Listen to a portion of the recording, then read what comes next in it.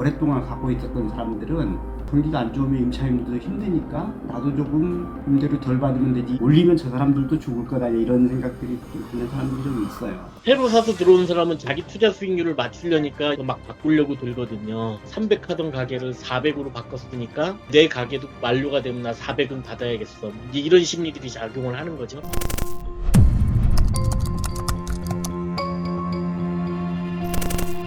평일 점심시간, 서울 종로구 해와 대학로 거리가 사람들로 붐빕니다.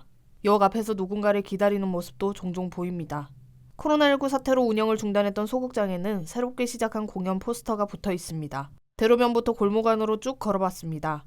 비어있는 상가는 찾아보기 힘듭니다. 식당 앞에서 대기를 하는 모습도 볼 수 있었습니다. 해와 대학로 상권도 코로나 시절 큰 고비를 겪었습니다. 2년 가까이 사실상 공연이 중단되면서 상권을 찾는 손님이 끊겼었죠. 문 닫는 공연장과 점포가 속출하고 견디지 못한 건물주들은 매물을 내놓기도 했는데요. 그 당시 상권이 살아나기 어려울 것이라는 전망이 많았습니다. 하지만 현장은 많이 회복된 모습입니다. 극단들이 돌아오고 주말 유동인구도 다시 늘면서 상권이 활기를 띠기 시작한 겁니다. 거리에 사람도 없고 거기에 비하면 지금 한 3배 정도의 매출 차이가 있죠. 포장하고 배달 빼고는 홀 손님은 거의 없었죠. 그때 홀 손님은 거기에 비하면 몇십 배가 늘었다고도 할 수도 있죠. 몇 팀 안 됐었으니까. 요즘에 조금씩 다시 괜찮아지는 것 같아요. 한국부동산원 상업용 부동산 임대동향 조사에 따르면 지난해 4분기 서울 중대형 상가의 평균 공실률은 8.85%였습니다. 해화동의 중대형 상가 공실률은 서울 평균보다 낮은 5.6%였는데요.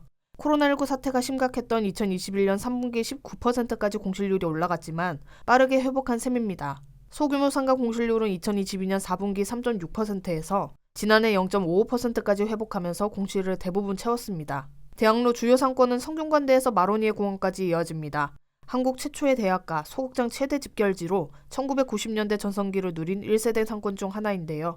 회화동에는 원래 서울대 동숭동 캠퍼스가 있었는데 1975년 의과대학을 제외하고 관악 캠퍼스로 떠나면서 대학로라는 이름이 붙었습니다. 2000년대 중반 이후 대학로에는 500석 이하 소극장만 160여 곳이 생겨났는데요. 이로 인해 대학생뿐만 아니라 다양한 연령층의 방문객들을 끌어들이며 인기를 누렸습니다. 1세대 상권이다 보니 오래된 건물이 많고 좁은 골목에 많은 매장이 자리한 것이 특징입니다. 해화역 4번 출구 쪽 대면거리는 소형 상가들이 자리 잡고 있고 마로니에 공원 쪽 거리는 중소형 상가들로 이루어져 있는데요. 북쪽으로는 해화성당, 남쪽으로는 서울대병원과 방송통신대학이 있어 상권 확장이 어려웠죠.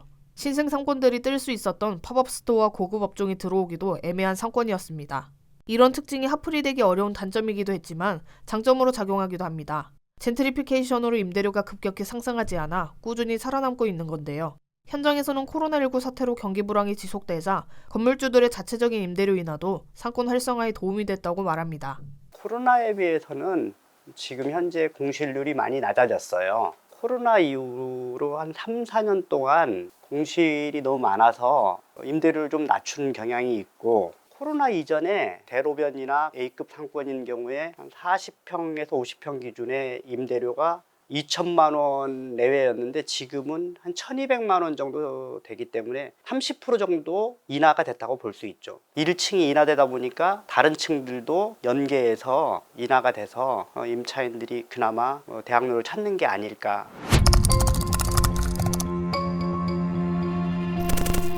한국부동산원 자료에 따르면 2024년 4분기 집합상가 임대료는 해화동이 제곱미터당 37,000원, 신촌 이대의 반값입니다. 임대료가 높은 상권인 강남대로와는 2배 넘게 차이 나는데요. 실제 상권 메인 대로변 상가의 임대료를 비교해봤습니다. 해화역 대로변 상권은 전용 110제곱미터가 보증금 2억 원에 월세 800만 원으로 매물이 올라 있습니다. 반면 강남대로 상가는 전용 83제곱미터가 보증금 3억 원에 월세 7천만 원에 올라 있습니다. 9배 차이 나는 수준입니다. 공실폭탄을 맞은 강남대로와 이대, 홍대 등의 상권과 해와 대학로 상권의 절대적인 비교는 어렵습니다. 상권의 특성이 너무 다르기 때문인데요. 하지만 프랜차이즈 음식점이나 브랜드 매장 입점 시 이러한 임대료 차이는 기업 입장에서 매력적인 요소로 작용하기도 합니다.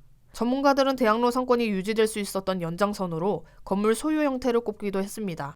구분 상가가 아닌 통 건물 형태로 소유를 하고 있고 덩치가 크기에 건물주의 손바뀜이 빈번히 일어나지 않기 때문이라는 겁니다. 올망졸망한 건물들은 손바뀜들이 좀 자주 있는 편인데 마로니에 쪽 상권 쪽으로는 건물 손바뀜들이 좀 없어요. 덩치들이 있다 보니까 안정적으로 임차에 들어있는 사람한테 법정 임대료 상승분이나 경제 상황에 맞춰서 임대료를 조정하다 보면 건물 가격 대비 임대료가 좀 안정화된 운영 축으로 가는 거죠. 새로 사서 들어온 사람은 자기 투자 수익률을 맞추려니까 임대차 내용 변경들을 도래하는 것부터 막 바꾸려고 들거든요. 300 하던 가게를 400으로 바꿨으니까 내 가게도 만료가 되면 나 400은 받아야겠어. 이런 심리들이 작용을 하는 거죠. 인기 있는 상권의 경우 유행이 빠르게 바뀌고 특정 거리가 집중적으로 흥하면서 건물 손바뀜이 자주 일어나는 편인데요. 상승한 임대료는 그 상권의 기준 임대료가 돼버리면서 젠트리피케이션을 가속화시키게 됩니다. 코로나19 사태에 이어 경기 불안까지 겹치면서 소비자들의 지갑은 더욱 다치고 있죠. 대학로 상권도 공실은 회복했지만 언제든 다시 공실이 발생할 가능성이 있습니다. 공연장 외에는 매력이 부족하다는 지적도 나오는데요. 옛 명성을 되찾기 위해서는 콘텐츠의 다양화로 공실 회복뿐만 아니라 매출 회복까지 이어져야 할 것으로 보입니다.